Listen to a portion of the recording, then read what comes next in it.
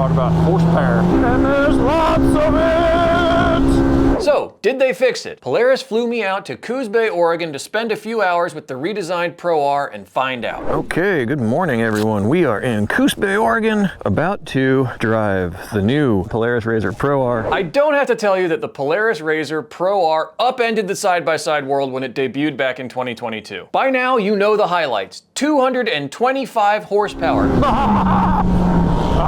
Better than 2 feet of suspension travel, a 74-inch track width, and the best brakes Polaris had put on any side-by-side up to that point. Woo!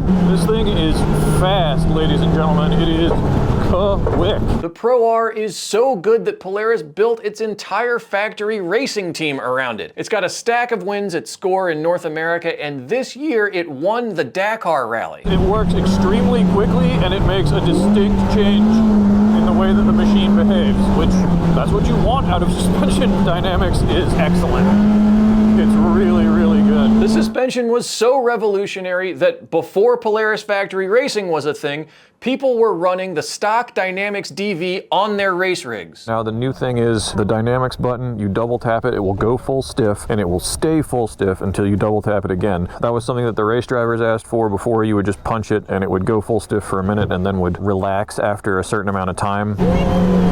Double tap for stiffness. And then there's that engine. As cool as turbo mills are for their compactness and the fact that you can get just an absolute ton of horsepower out of a tiny package, there's nothing like throttle response and torque from a naturally aspirated mill. It sounds so good. The Polaris ProStar Fury is a naturally aspirated inline 4 that puts out 225 horsepower and has all the glorious throttle response you could want. I think the Pro R 4-cylinder might be one of the best, if not the best sounding engines in the business. It's not muted by a turbo. It's just a big horsepower maker, and I love that. And the throttle response is crisp, it's immediate, you don't have to wait for anything to spool up. Added to that, the Pro R debuted with a 4-seat option, acres of storage space, Polaris Ride Command, and excellent stereos. All right, so the stereo in here rips. I can't play more than like 15 seconds of a song, but I've got one of my favorite bands playing.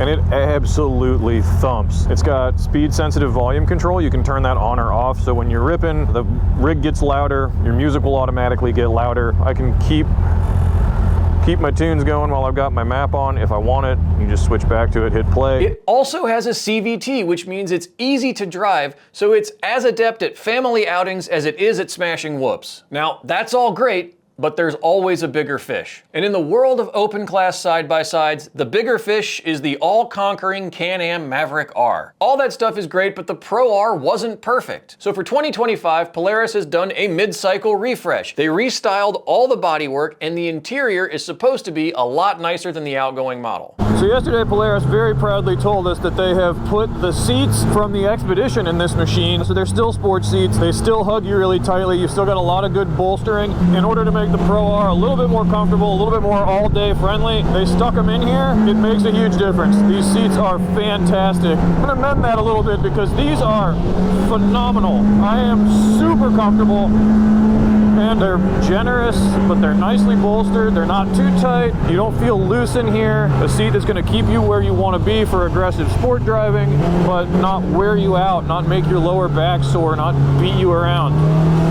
So, good work, Polaris. Polaris changed every plastic body panel on the Pro R except for the rear valence, and they brought back something that they're really proud of, the iconic fang lights. So, let's check the in-car footage and find out if they fixed it. One of the biggest ones right off the rip, factory bead locks. Those are Polaris branded bead lock wheels. Those aren't Pro Armors or some other brand. Polaris makes those.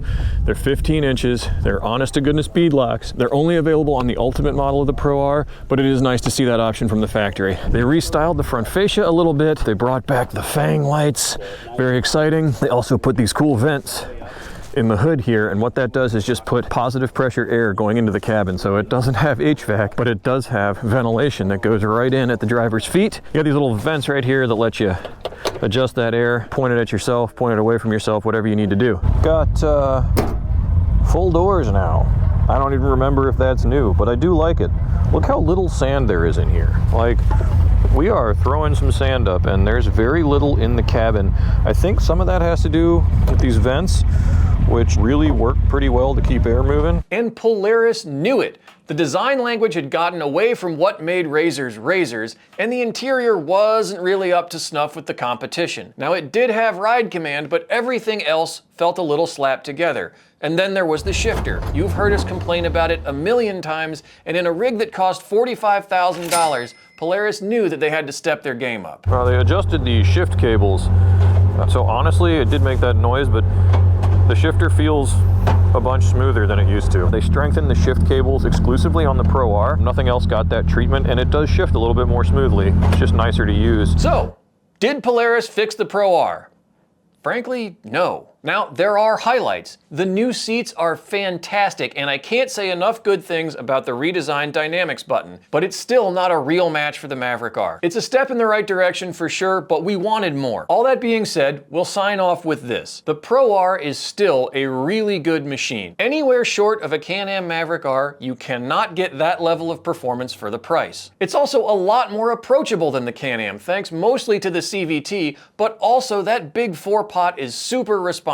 And if you're still not convinced, remember, it has a nearly flawless competition record. So the Polaris RZR Pro R isn't a Can-Am Maverick R. Yet. But Polaris is always working, they never rest, and there's a new Pro R right around the corner. We can't wait to see what they come up with. Thank you so much for watching, and let us know in the comments what you think of Polaris's redesign.